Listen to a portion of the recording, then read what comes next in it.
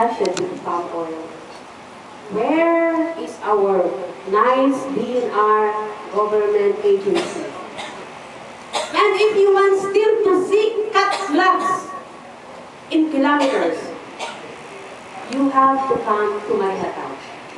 There is one street there full of flags. And no wonder, now we have the storm hitting Surigao City. Actually, we don't learn our lesson. And our government is not really serious in dealing with what is happening.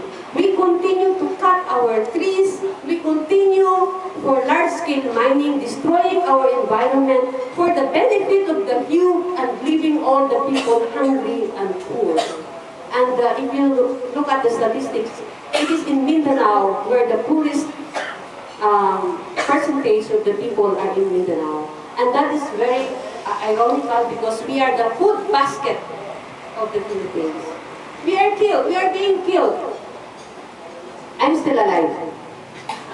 Father Pops Tintorio, in October 17, he was killed last year. He's an international figure. Italian embassy, all the other countries were putting pressures on our government.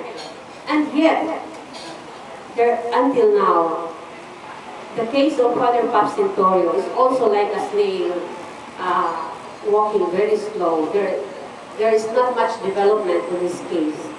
That is just telling us if they can kill a foreigner, that would be an international pressure. How much more to us ordinary people, not famous people, who will care for us? So it is like we are talking about lives of people being killed. And of course, we believe that it is done by the paramilitary connected with our military. So it is the military who are doing these things to us. So Jimmy Ligoyon in March 5, he was killed. NIPAR is the New Indigenous Peoples Army Reforms. These are the multiplier forces of the military. So we have this Oplan Bayanihan. Maybe you know it by terms, but you have not lived what it means. We are coming from the barangays where our armies are living, in our schools, in our public places, and where the militaries are calling the shots to call for a barangay assembly, and they are above our captains and our barangay officials. So Jimmy Ligoyon did not want to sign the mining permit. It's about mining again, and he was killed. And until now, the killer is at large. He has the warrant of arrest, but the police, the armies, they are not strong enough to catch him. Maybe to kill him, no, but to catch him, they're not strong enough. So where are our intelligence budget for the army? Joey Bacchion, and she's one of the latest, and we want to highlight this case, and I need to speak of that. So we believe this massacre, you know, if you look at that picture, I don't know if you can afford to look at it so long. Something in your stomach will storm, is really like storming inside. Where is life? Where is the, you know, I am a sister, and sometimes I really would like really to shout, and really, you know, we have to feel angry. Life is sacred, and why do we have to kill each other? And why our armies has to kill our people, and why our government has to arm other groups to help kill more people. And, you know, I don't know, we don't have God anymore. We only have the interest of money and profit, and that is with mining.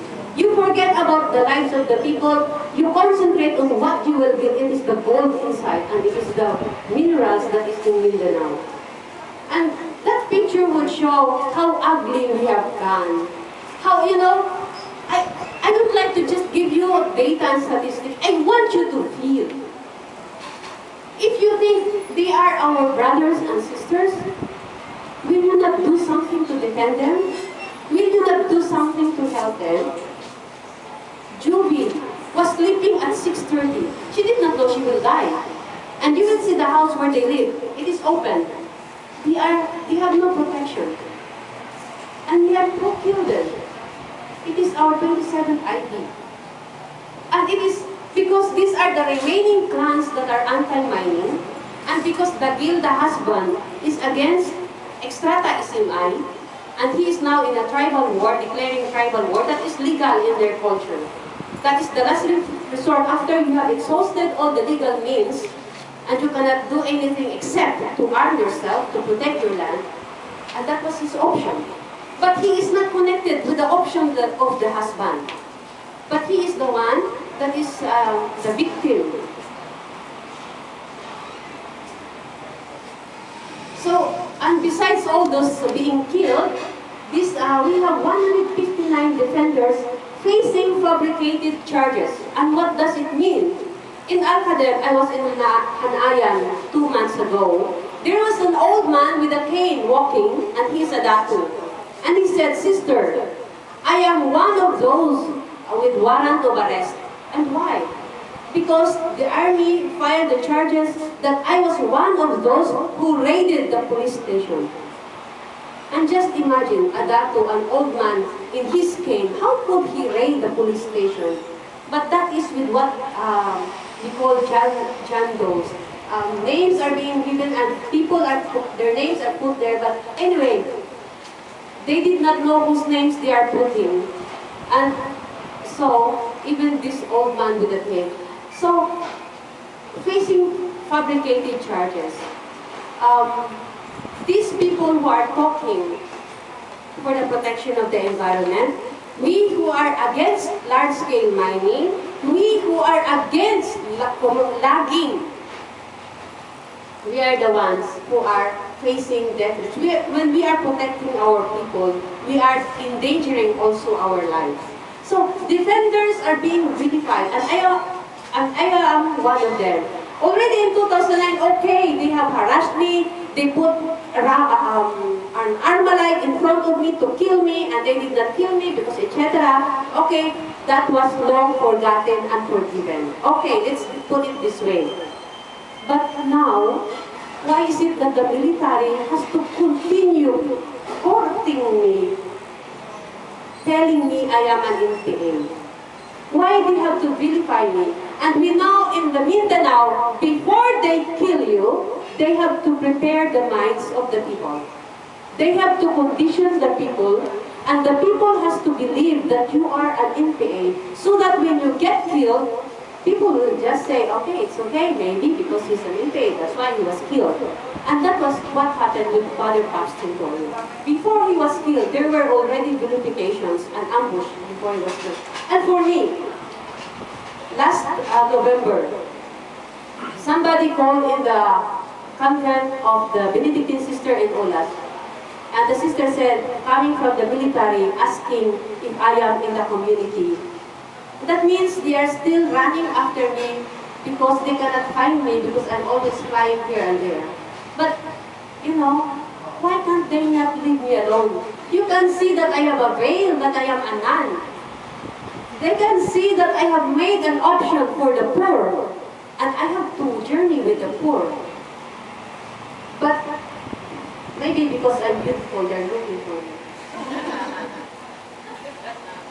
So, we don't only have vilifications, we have enforced evacuation. And this is true where I am assigned now. People from time to time, in hundreds, they come. It's like an exodus in the Bible. People, they have to walk. They wanted to go to their place for safety and liberation. People are coming out from their places of safety. They have to go to the center because there is militarization in their areas. And that is part of the counter-insurgency campaign, no? You catch the fish by draining the pond. So in, we have the data, 1,177 families. Right now, if you want to see an evacuation center, you go to Malaybalay. Where Jimmy Libuyon was killed, those people have evacuated in Malaybalay because the killer was at large and he also threatened to kill them. So they are still in the evacuation center. Imagine, from March until this time, these Lumad people are sleeping in their evacuees, and then it's very cold, there is no hygiene, you have no toilet, you have no water, and that is what happened. And it is always the children and the women who are greatly affected. And Mindanao, we have the three kinds of people. We have the Islams, the Moro, we have the indigenous peoples, and we have the settlers. We who are migrants. We are not from that place, but we went there because that was a land of promise. So, I am from Mindanao, and I have grown in Mindanao for so many years. But we live together with the Moro people without any problem. But at this point of time in Mindanao, we are told to get, phobia is like irrational fear. You do not know why you are afraid. That is being instilled in us. We have to fear these Moros. They are terrorists. You know?